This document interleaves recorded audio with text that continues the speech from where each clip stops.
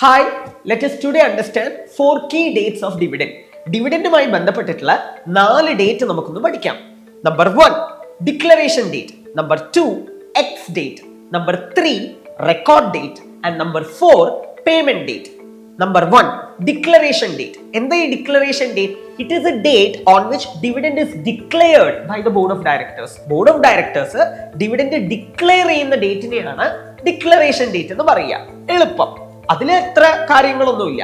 അപ്പോ what about the second one, X date?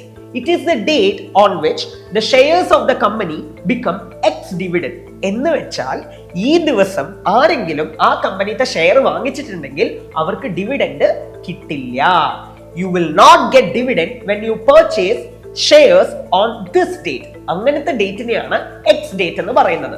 എന്ന് വെച്ചാൽ ഒരു കട്ട് ഓഫ് ഡേറ്റ് എന്നൊക്കെ നമുക്ക് പറയാം കേട്ടോ. അപ്പൊ ഈ ഡേറ്റില് നമ്മൾ ആ കമ്പനിയുടെ ഷെയർ വാങ്ങിക്കരുത്, അഥവാ വാങ്ങിച്ചാലും നമുക്ക് അതിൽ ഡിവിഡൻഡ് കിട്ടില്ല. So it is always advisable to purchase at least 2 days before the ex date. അതെന്തിനാ അങ്ങനെ? കാരണം നമ്മുടെ ഇന്ത്യയില് നമ്മൾ ഷെയർ വാങ്ങിച്ചു കഴിഞ്ഞാൽ ഒരു 2 ദിവസമെങ്കിലും ആവും നമ്മുടെ പേര് കമ്പനിയുടെ റെക്കോർഡിൽ റിഫ്ലക്റ്റ് ആവാൻ. എന്ന് വെച്ചാൽ മിനിമം 2 days എങ്കിലും ആവും നമ്മുടെ പേര് കമ്പനിയുടെ രജിസ്റ്ററിൽ റിഫ്ലക്റ്റ് ആവാം. So it is always advisable to purchase the shares at least 2 days before X date. So what about the third one, record date? It is the date in which the company will check the register of the company. Share register check ചെയ്യുന്ന ദിവസത്തിനെയാണ് ഈ record date എന്ന് പറയുന്നത്. ഈ ദിവസം ആരുടെയൊക്കെ പേരാണോ ആ റെക്കോർഡിൽ ഉള്ളത് അവർക്ക് മാത്രമേ ആ കമ്പനിയുടെ ഡിവിഡൻഡ് കിട്ടത്തുള്ളൂ.